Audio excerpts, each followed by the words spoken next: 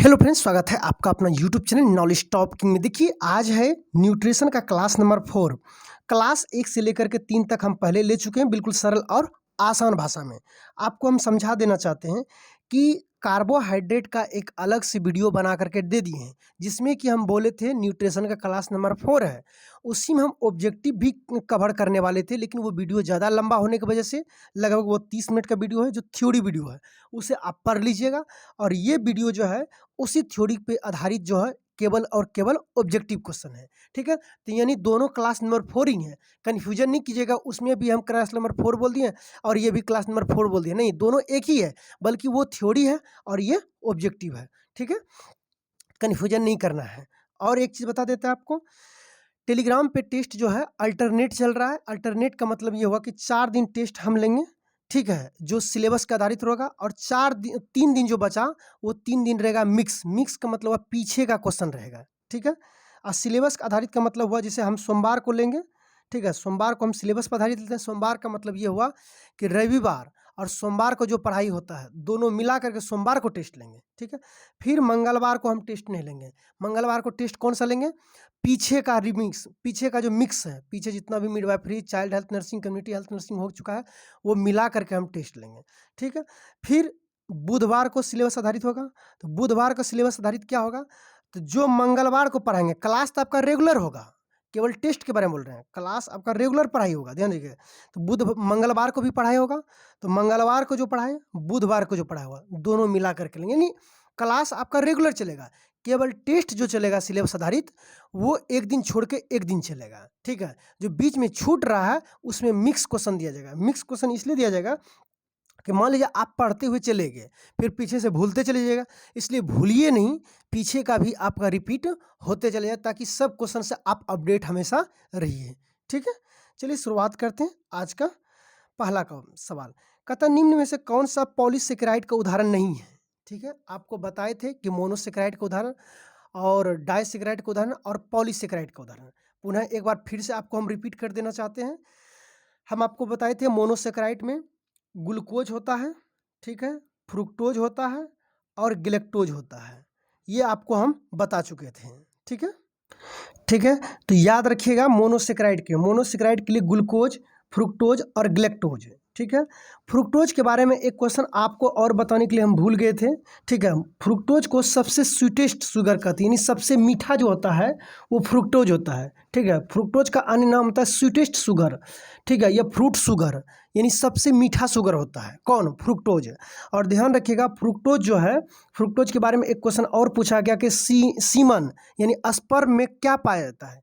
Fructose पाया जाता है। ठीक है, पूछ ले आपको सवाल में, सीमन यानी स्पर्म या मधु, इनमें क्या पाया जाता है? इनमें जो है फ्रुक्टोज पाया जाता है। याद रख लीजिए, क्वेश्चन पूछा हुआ है कि सीमन, ठीक है, सीमन यानी स्पर्म जिसको कहते हैं, उसमें कौन सा जो है शर्करा पाया जाता है? तो उसमें फ्रुक्टोज शर्करा पाया जाता है। ठीक है, और मधु में भी फ्रुक्टोज शर्करा पाया जाता है। ठीक है, फ्रुक्टोज का अन्य नाम होता है स्वीटेस्ट शुगर, यानी सबसे मीठा शुगर होता है। ठीक है, तो इसे याद रख लीजिएगा फ्रुक्टोज के बारे में। तो आपको याद हो गया होगा कि ग्लूकोज, फ्रुक्टोज और ग्लैक्टोज ये तीनों मोनोसेकेराइड का उदाहरण है। ठीक है, उसके बाद आपको हम बताए थे डाइसेकेराइड का उदाहरण।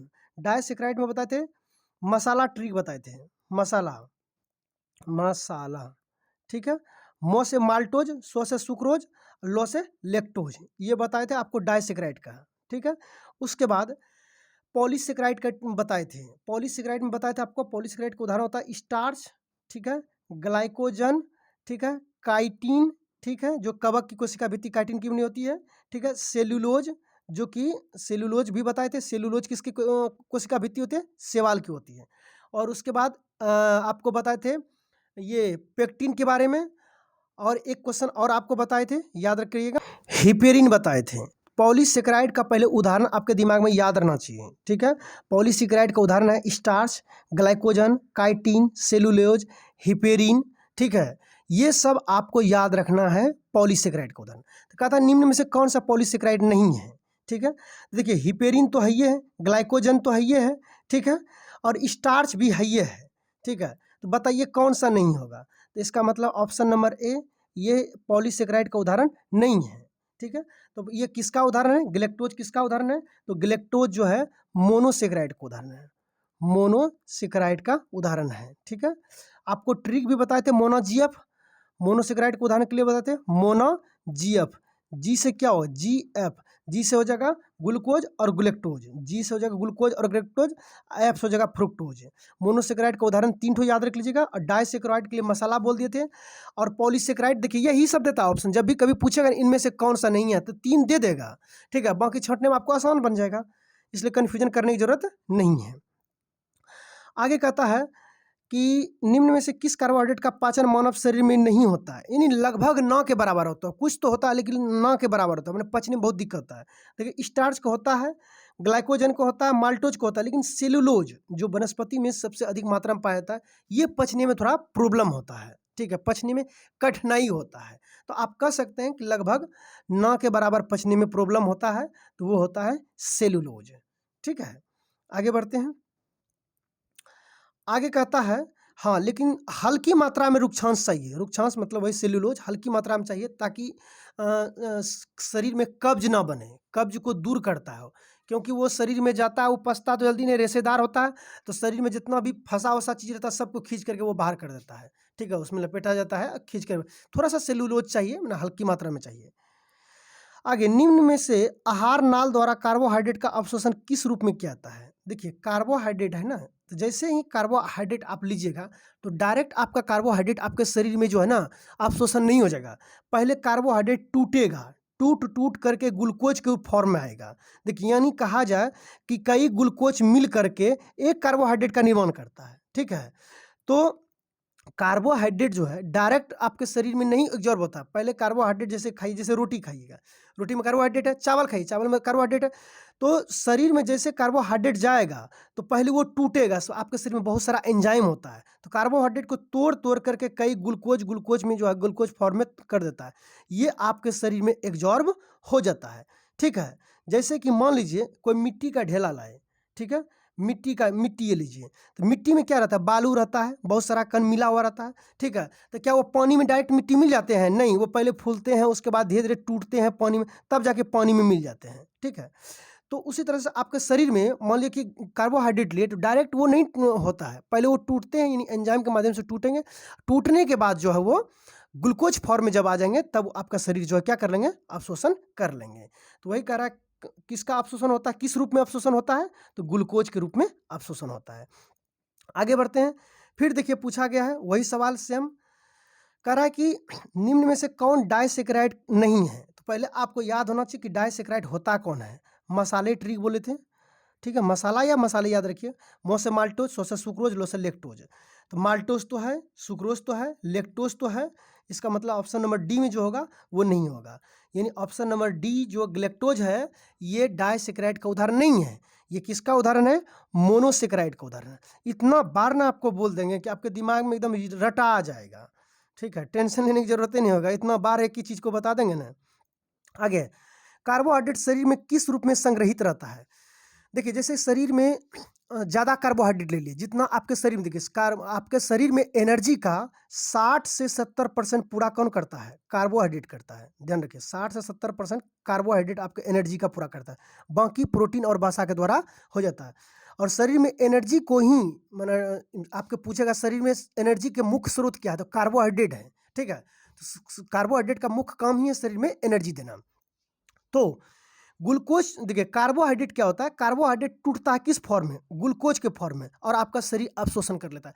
तो आपके शरीर को जितना चाहिए कार्बोहाइड्रेट वो तो मिल गया, अब यदि एक्स्ट्रा कार्बोहाइड्रेट ले लिए तो उसको क्या करेंगे, तो वो कार्बोहाइड्रेट जो है ग्लाइकोजन के रूप में आपके शरीर में रहता है। ठीक है, जो कि जरूरत पड़ने पर यदि भूखे उके हैं उस समय फिर वही ग्लाइकोजन ग्लूकोज के रूप में टूट जाता और आपके शरीर में, यानी कहा जाए कार्बोहाइड्रेट आपका एक सुरक्षित ईंधन रहता है, माने जो एक्स्ट्रा रहता है ना ईंधन, बैटरी जैसे चार्ज करके रख देते हैं, जब जरूरत पड़ेगा तो यूज कर लेंगे, वो बैटरी चार्ज हो जाता है, यानी एक्स्ट्रा जो भी आप कार्बोहाइड्रेट लेते हैं वो ग्लाइकोजन फॉर्म के रूप में आपके शरीर में रहता है। ठीक है, जैसे ही भूखे रहते हैं, भूखे प्यासे रहते हैं या फिर कहीं उपवास में रहते हैं, तो वही ग्लाइकोजन फिर का माना जो है टूटता है किस फॉर्म में, ग्लाइकोजन ये ग्लूकोज के फॉर्म में, क्योंकि आपका शरीर ग्लूकोज को ही एब्जॉर्ब कर मतलब अब्जॉर्प्शन कर सकता है, ना कि कार्बोहाइड्रेट डायरेक्ट, ना कि ग्लाइकोजन डायरेक्ट नहीं।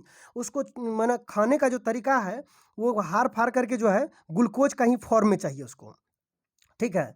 तो कार्बोहाइड्रेट शरीर में किस रूप में संग्रहित रहता है, यानी जितना यूज हो गया उसके अलावा जो बच जाता है उसको जो है ग्लाइकोजन के रूप में आपके शरीर में बचा हुआ रहता है, ठीक है। इसी तरह से पौधे में स्टार्च के रूप में रहते हैं। पौधे में पूछ लेगा तो किस रूप में रहते हैं, स्टार्च के रूप में। आगे कहता है सुक्रोज, लैक्टोज, फ्रुक्टोज किसके उदाहरण हैं। आप कह सकते हैं हम आपको बताए थे सुक्रोज, लैक्टोज और फ्रुक्टोज ये किसके उदाहरण हैं, ठीक है। देखिए ये सभी कार्बोहाइड्रेट के उदाहरण हैं, और हम आपको बताए थे कार्बोहाइड्रेट एक तरह का हम कह सकते हैं उसे शर्करा, ठीक है। तो आप देखिए ऑप्शन में कहता है ए शुगर, शुगर यानी शर्करा, विटामिन्स, विटामिन्स तो होगा ही नहीं, एमिनो एसिड होगा ही नहीं, ठीक है, अनिवार्य अवश्य अम्ल ये भी नहीं होगा, तो आप इसे क्या कह सकते हैं, इसे शुगर कह सकते हैं, ठीक है। यानी option number A is the correct answer. आगे बढ़ते हैं।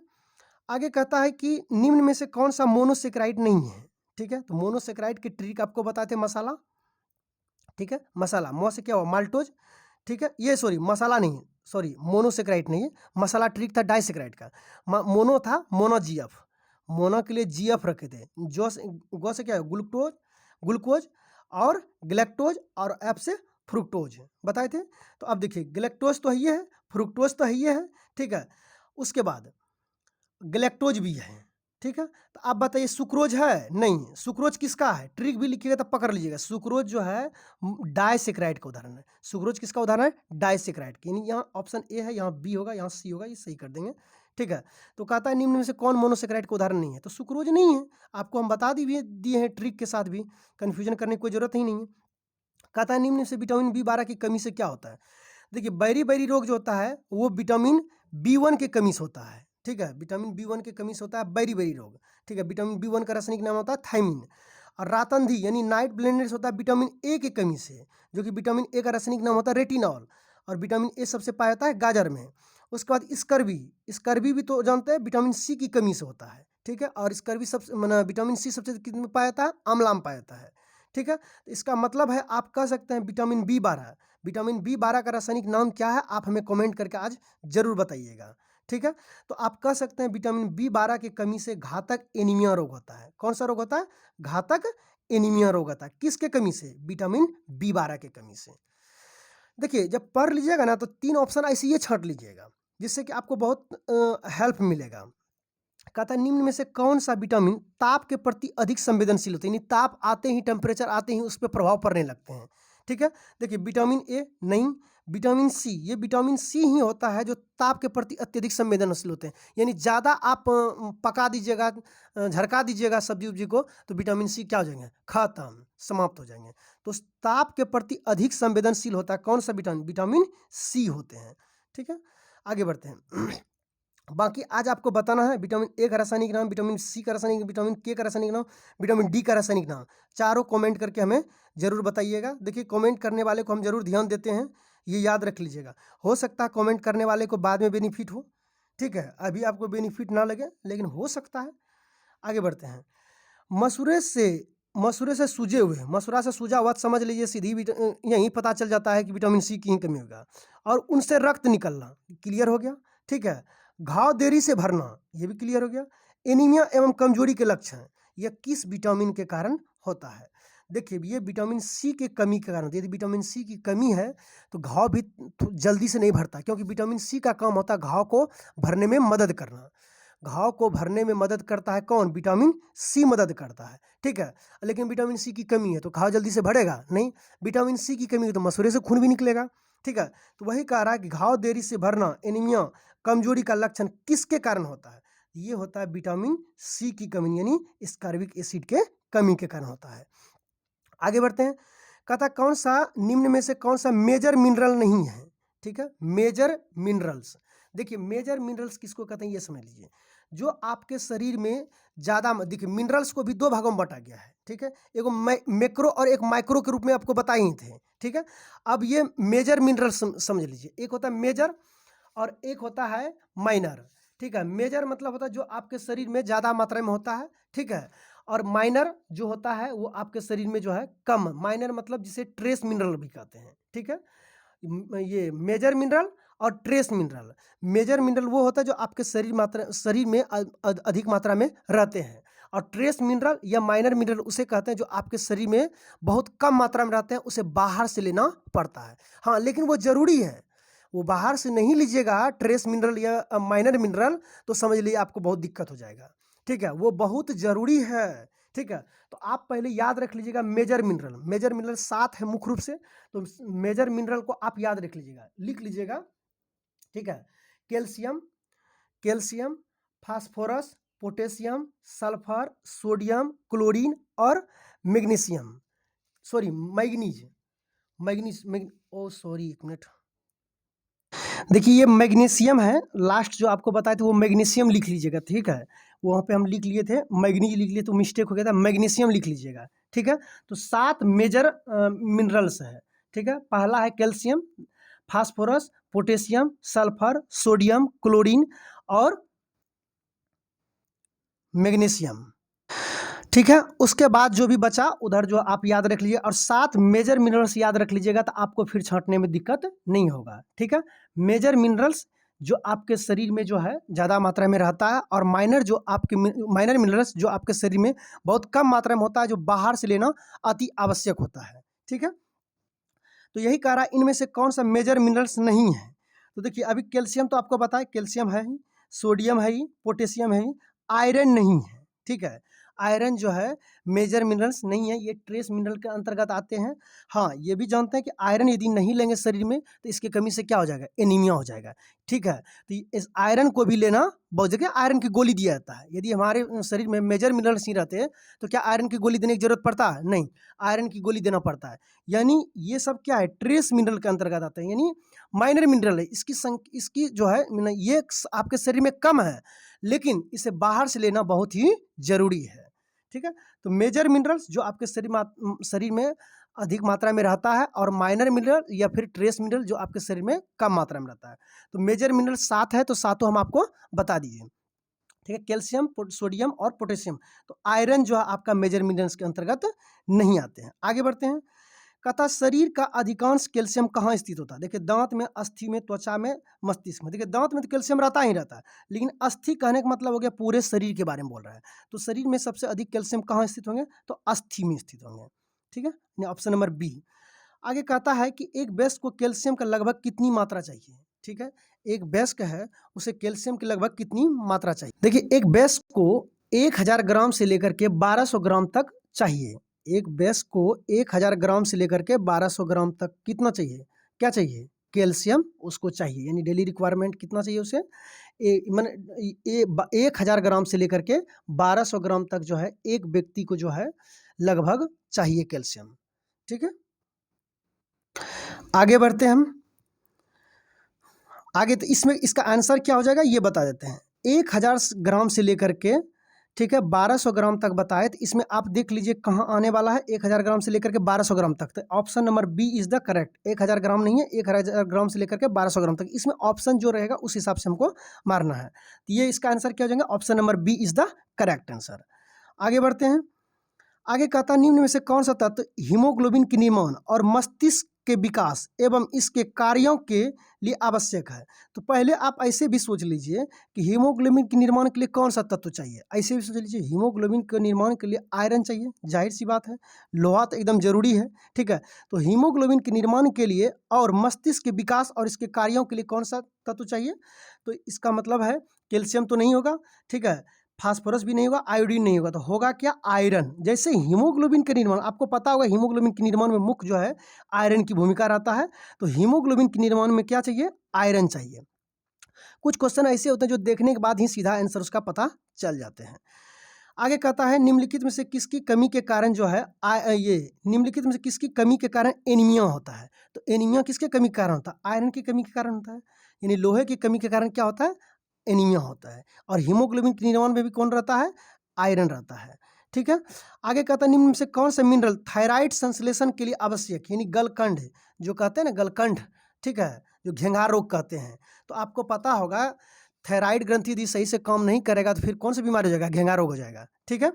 तो थायराइड ग्रंथि को सही से काम करने के लिए आपको आयोडीन की मात्रा लेना बहुत ही जरूरी है। तो कहता है निम्न में से कौन सा मिनरल थायराइड हार्मोन संश्लेषण के लिए आवश्यक है। थायराइड हार्मोन अच्छी तरह से संश्लेषण हो इसके लिए आयोडीन की मात्रा होना चाहिए। ठीक है, आगे बढ़ते हैं। आगे कहता है निम्न में से किसकी कमी से गलकंठ, वही गलकंठ हो, ठीक है, या घेंघा रोग हो, ठीक है, या थायराइड ग्रंथि के लिए काम के लिए क्या चाहिए, आयोडीन चाहिए। ठीक है, तो वही कहता है निम्न में से किसकी कमी से गलकंठ नामक रोग होता है। तो आयोडीन की कमी से जो है गलकंठ नामक रोग हो जाता है। आगे आयरन का कार्य क्या है, देखिए आयरन का कार्य है, अभी तुरंत हम ऊपर लिए थे, आयरन का कार्य क्या है। आयरन का कार्य है हीमोग्लोबिन का निर्माण करना, मस्तिष्क के विकास करना, मांसपेशियों को गतिविधि देना, यानी उपर्युक्त सभी। आयरन का काम क्या है, उपर्युक्त सभी, चूंकि अभी तुरंत ऊपर पढ़े थे आयरन के बारे में। आगे कहता है निम्न में से किस भोजन में आयरन सबसे अधिक होता है। तो सबसे अधिक किस में होता है, पालक में। पालक को हम क्या कह सकते हैं, हरी पत्तीदार सब्जी कह सकते हैं। तो option number A is the correct answer. आगे बढ़ते हैं। आगे कहता है निम्न में से कौन सा पदार्थ आयरन का अवशोषण को बढ़ाता है। ठीक है, तो हम आपको ये बताए थे कि विटामिन आयरन के साथ जो है विटामिन सी यदि ले लिया जाए तो ये आयरन के अवशोषण को क्या करता है, बढ़ाता है। कल भी ये क्वेश्चन हम कवर किए थे। ठीक है, तो निम्नलिखित में से कौन सा पदार्थ आयरन के अवशोषण यानी आपके शरीर में आयरन के अवशोषण तेजी से कर देगा। तो इसके साथ यदि विटामिन सी लीजिएगा तो आयरन जो है आपके शरीर में तेजी से अवशोषण होना शुरू हो जाएगा। आगे बढ़ते हैं। आगे कहता है निम्न में से कौन सा पदार्थ जो है आयरन के अवशोषण को रोकता है। ठीक है, अभी पढ़े कि जो आयरन के अवशोषण को बढ़ाता है, अब पढ़ रहे हैं कि आयरन के अवशोषण को रोकता है। तो ये इसमें फास्फेट्स जो होता है ना, ये फास्फेट्स जो है आयरन के अवशोषण को रोकता है। ठीक है, आगे बढ़ते हैं। आगे कहता है निम्न में से भारत में भोजन के शरीर में आयरन भोजन से शरीर में आयरन के कम अवशोषण का कारण क्या है। भारत में जो है भोजन से शरीर में आयरन का कम अवशोषण का क्या कारण है। देखिए, भोजन के साथ चाय पीना, केवल शाकाहारी भोजन करना, प्रतिदिन गेहूं खाना, प्रतिदिन चावल खाना नहीं। ये जो आयरन जो कम अवशोषण हो रहा है इसका सबसे बड़ा वजह कारण हो रहा है भोजन के साथ जो चाय पी ले रहा है ना, इस भोजन के साथ चाय पीने के बाद शरीर में आयरन का अवशोषण क्या हो जाएंगे, कम हो जाएंगे। ठीक है, हमें उम्मीद है कि आपको अच्छे ढंग से हम समझाने का प्रयास किए हैं। इसके बावजूद भी समझ में कोई प्रॉब्लम होगा तो हमें ज़रूर कमेंट करके बताइए, या फिर आपके पास टेलीग्राम नंबर है, फ़ोन नंबर है, सब कुछ नंबर आपके पास दिया हुआ है, आप एनीबॉडी कॉल करके पूछ सकते हैं। ठीक है, और हाँ, एक चीज़ आप फील करते गए होंगे कि धीरे धीरे पढ़ते बहुत सारा क्वेश्चन आपको रिपीट नज़र आते होंगे। ठीक है, तो इसी तरह सभी क्वेश्चन को जब आप डिटेल से पढ़ लीजिएगा तो फिर आपको पढ़ने में मज़ा आने लगेगा। ठीक है।